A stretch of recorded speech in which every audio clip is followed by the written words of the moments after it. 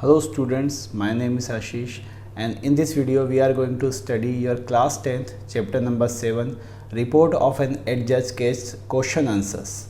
So in the poem we saw a dispute arose between the nose and the eyes that to whom the spectacles belong.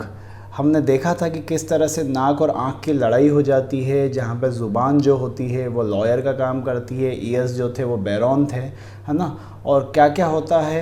So it was all about in the poem and now we are going to study the question answers of this chapter. So let's start the question answers of this chapter. Our first question is answer the following question in about 25 words. हमें 25 words के अंदर इन questions के answers देना है. What was the point of dispute between the nose and eyes? झगड़े का कारण क्या था, क्यों नाक और आँख झगड़ रहे थे. सो हमको वो झगड़े का कारण इसमें बताना है. आंसर है there was a strange contest between nose and eyes. हमने देखा कि एक बहुत ही अजीब सी लड़ाई सी छिड़ जाती है नोज़ और आइज़ के बीच में. It was over the spectacles. और ये लड़ाई किसको लेकर होती है, चश्मे को लेकर. Nose called the spectacles as his. Nose कह रही थी कि जो स्पेक्टेकल है वो उसका है, चश्मा उसका है, उसको बिलोंग करता है. Similarly the eyes express their claim over the spectacles. इसी तरह का जो दावा है वो आँख भी चश्मों को लेकर कर रही थी. इसका मतलब है दोनों के दोनों ही दावा कर रहे थे कि चश्मा उनको बिलोंग करता है. Our question number 2, explain. ये जो लाइन आएगी इस पूरी लाइन को एक्सप्लेन करना है. सो टंग वॉज द लॉयर, है ना, तो जो टंग है वो लॉयर बनी. And argued the case. उसने केस लड़ा with a great deal of skill. उसके पास बहुत ही अच्छी स्किल्स थी, विप फुल ऑफ लर्निंग, बहुत नॉलेज था. जबकि जो चीफ बैरॉन जो थे, एयर, है ना, कान जो थे, वो बैलेंस को लॉ को बैलेंस करने के लिए, तराजू संतुलन बनाने के लिए, है ना, कानून का, इंसाफ का. सो फेम्ड फॉर इस टैलेंट इन नाइसली डिस्क्रीनिंग. और अपने इस टैलेंट के लिए वो काफ़ी फेमस थे. तो इसका आंसर होगा a lawyer is needed to argue the case on behalf of the claimant. जो भी उसका क्लाइंट होता है, क्लेमेंट होता है ना, लॉयर को अपने मुवक्किल जिसको हम कहते हैं उसकी तरफ से केस को आर्ग्यू करना होता है. So the tongue assume the role of the lawyer. यहाँ पे ज़ुबान को रोल मिला था लॉयर का. The tongue was both skilled in expression and learned. Tongue बहुत ही अच्छी दोनों चीज़ें थी उसमें. स्किल्ड भी था, अपने काम में कुशल था, और नॉलेज भी काफ़ी था उसको. The year was talented for perception of right और रॉन्ग. जो कान थे वो राइट और रॉन्ग की पहचान करने के लिए सही माने जाते थे. It's set to the way the laws. और उनका काम था कि वो लॉ को वे करे, वजन करे या फिर उनको बराबर रखे. So it was the meaning of this. Now answer the following question in about 25 words. ये रिपीट हुआ है सेंटेंस. हमें क्वेश्चन नंबर 3 देखना है. What were the arguments gives by the lawyer in favour of the nose as the owner of spectacles.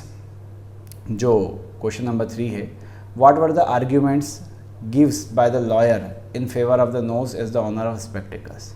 क्या argument lawyer ने, यानी कि ज़ुबान ने, जो टंग थी, उनने नोज़ के फेवर में एक चश्मे के ऑनर होने के नाते क्या क्या जो है आर्ग्यूमेंट्स दिए थे. The lawyer gave the following argument in favour of the nose as the owner of spectacles. जैसा कि हम जानते हैं कि जो लॉयर था, है ना, उसने जो आर्ग्यूमेंट दिए थे वो कुछ इस तरह थे. Number 1, the nose had been wearing the spectacles since times. जितने समय से चश्मा बना होगा शायद तब से नोज़ ही तो पहन रही है चश्मे को. तो पहला रीज़न तो उसने ये दिया था कि भाई नोज़ ही पहनती है चश्मे को, स्पेक्टिकल्स को, तो वो नोज़ को ही बिलोंग करता है.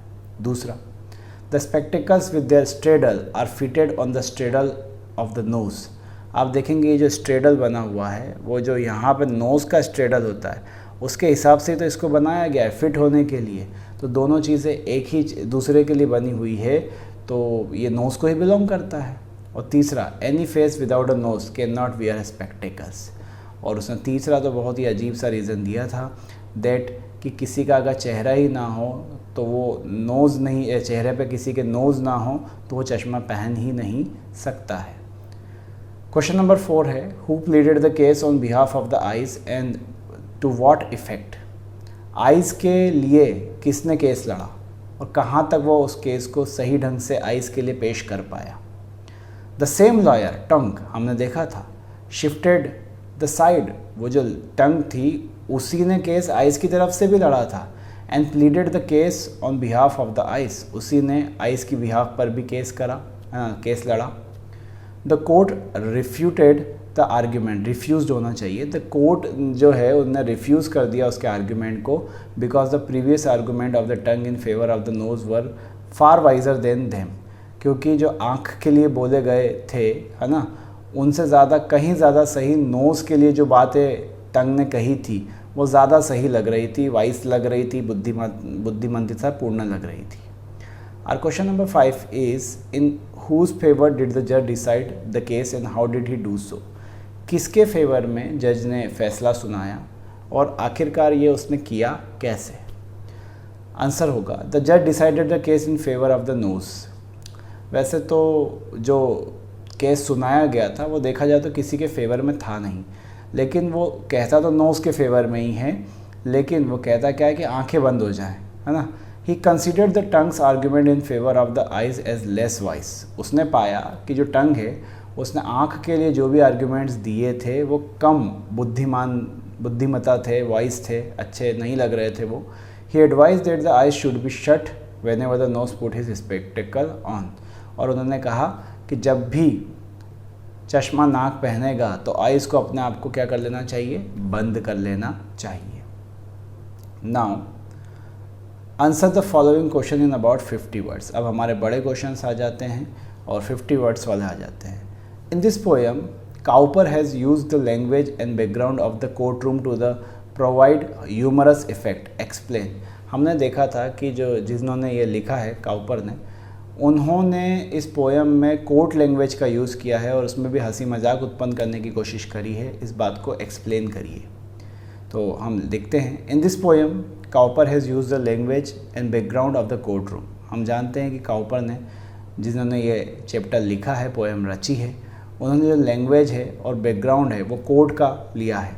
He desire to provide humorous effect, और वो चाहते थे कि इसमें भी हंसी आए लोगों को। The nose and the eyes are the rival parties. इसके अंदर जो दुश्मन हैं वो कौन कौन है, नोज़ और eyes.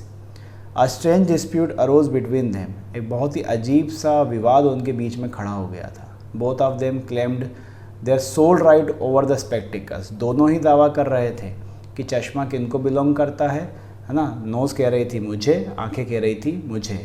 The tongue acted like a lawyer. यहाँ पर जो टंग थी उसने लॉयर की तरह भूमिका निभाई।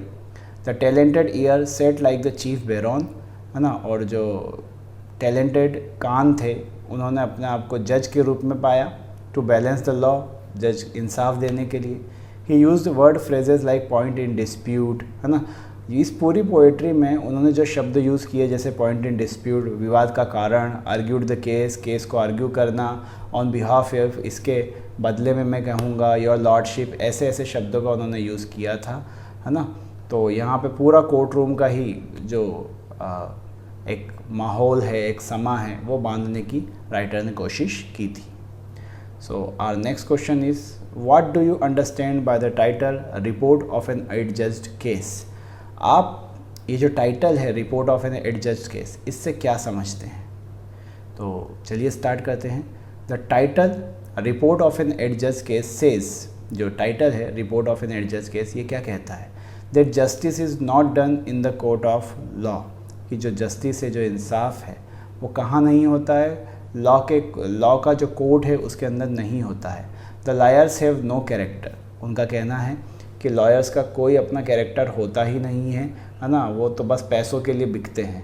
दे speak in favour of both the rival parties with similar zeal, है ना।